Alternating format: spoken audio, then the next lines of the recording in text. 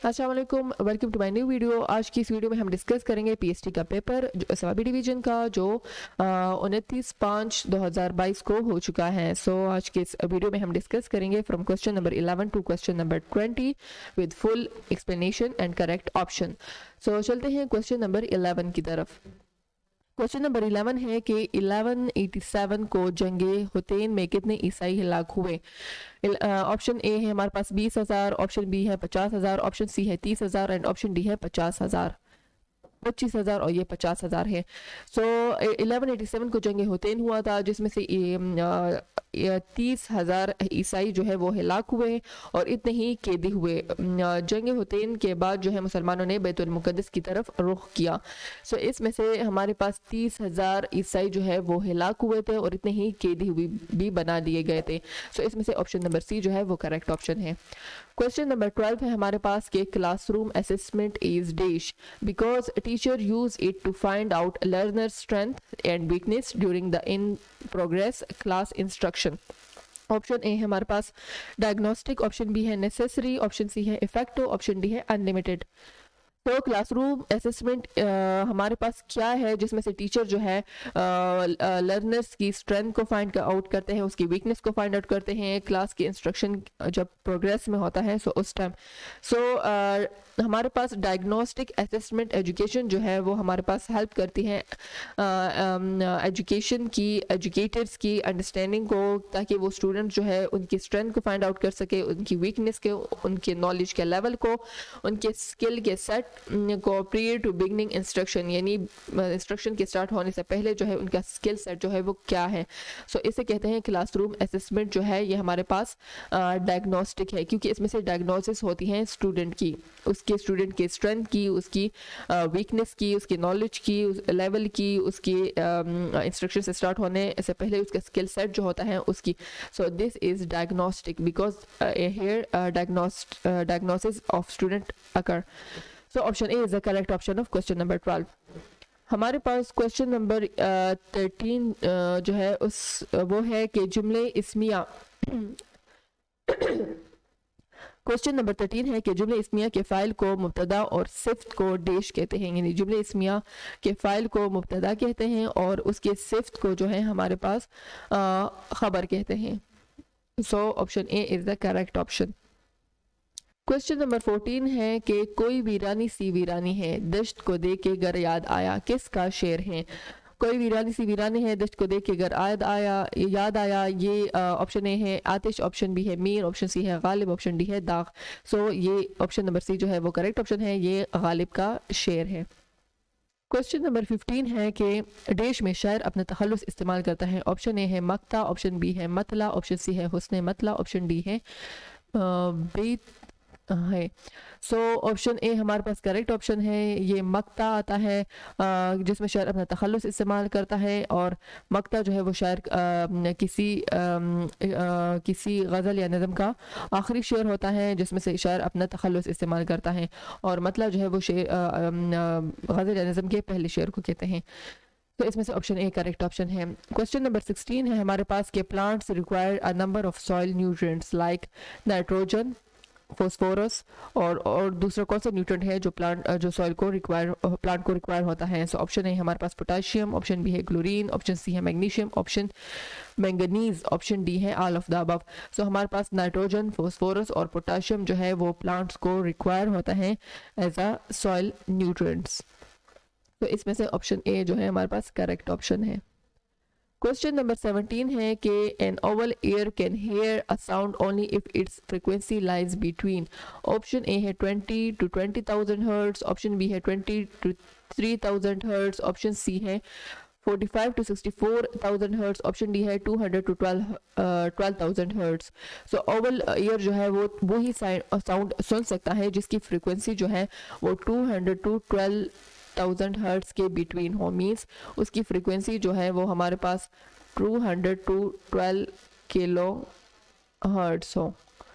इस रेंज में अगर साउंड की फ्रीक्वेंसी हो तो वो ओवर जो है वही साउंड सुन सकता है, इसके अलावा वो कोई भी साउंड नहीं सुन सकता। ह्यूमन की हमारे पास है 20 to 20 किलो हर्ट्ज। ये ह्यूमन की फ्रीक्वेंसी रेंज है। अगर साउंड 20 to 20 किलो हर्ट्ज हो तो वो हम सुन सकते हैं, इसके अलावा हम नहीं सुन सकते। तो ये भी रिमेंबर कर ले, याद कर ले, शायद नेक्स्ट टेस्ट में ये ऐसे टाइप के एमसीक्यू आ जाए। सो हमारे पास ऑप्शन डी जो है वो करेक्ट ऑप्शन है क्वेश्चन नंबर 17 का। है कि the solar heat energy reaching the earth each year is more than.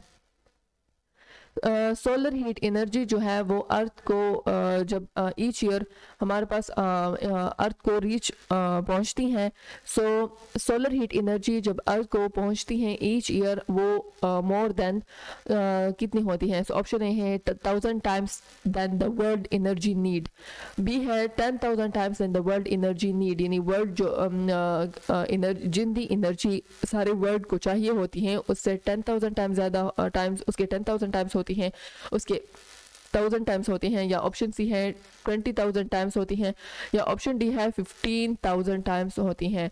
So option B is the correct option कि हमारे पास ईच ईयर जो सोलर एनर्जी हीट एनर्जी जो है अर्थ को पहुंचती हैं, सो दुनिया जितनी एनर्जी इस्तेमाल करती हैं उसके 10,000 टाइम ज़्यादा जो है वो एनर्जी अर्थ को पहुंचती है। इसमें से ऑप्शन बी जो है वो करेक्ट ऑप्शन है। क्वेश्चन नंबर 19 है कि 2 × 2 + 2 / 2 is equal to, option A है 2, ऑप्शन बी है 3, ऑप्शन सी है 4, ऑप्शन डी है 5। इसमें से आपने बहुत ज़्यादा एहतियात करना होगा।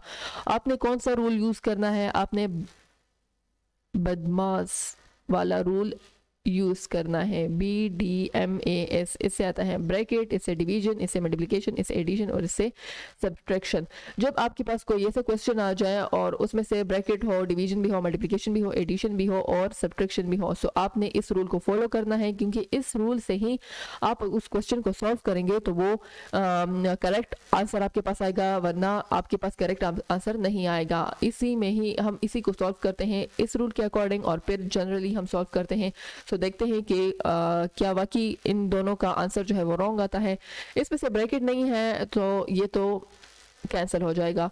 अब है डिवीजन। सो डिवीजन इसमें से है क्योंकि 2 / 2। सो हम पहले कर लेंगे कि 2 / 2 जो है इससे आ जाएगा 1। डिवीजन हो गया, उसके बाद है प्लस भी है और मल्टीप्लिकेशन भी है। हमने मल्टीप्लिकेशन वाले पोर्शन को करना है 2 × 2, सो 4 आ जाएगा। सो 4 अब रह गया है 4 + 1, क्योंकि यहाँ इससे आ गया है हमारे पास 1 और इसकी मल्टीप्लिकेशन से आ गया है 4, मिड में रह गया है plus. So 4 + 1 is equal to 5।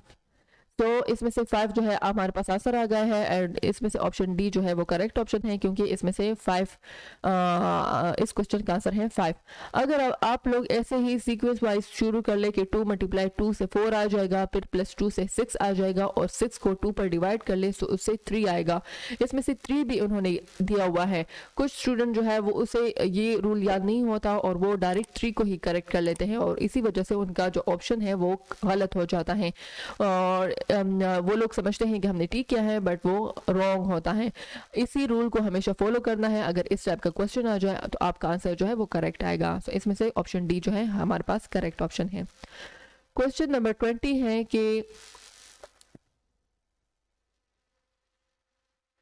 Question number 20 है हमारे पास, Junaid has ₹600, he gave 1/4 to Awais and half of the remaining to Hamza, how much amount is left with him? Junaid के पास 600 रुपीज है, उसके पास टोटल 600 है, उसने 1/4 ऑफ 600 जो है वो अवेस को दे दिए, और जो हमारे पास बच गए उसका हाफ जो है वो हमजा को दे दिए। तो उसके पास अब कितने पैसे जो है वो रह गए हैं। इसका सोल्यूशन कुछ यूँ है कि जुनेद के पास है 600 रुपीज, उसने अवेस को दे दिए 1/4। सो 600 का 1/4 कुछ यूँ आ जाएगा कि 4 1s are 4, 4 1s are 4, 4 5s are 20 और 0। सो हमारे पास आ जाएगा 150, यानी जुनेद 150 रुपीज़ जो है वो अवेस को दे दिए। सो अब उसके पास कितने रुपए रह गए? सो 600 से हम 150 को माइनस कर लेंगे, हमारे पास आ जाएगा 450 रुपीज़ जो है अब जुनेद के पास रह गए हैं।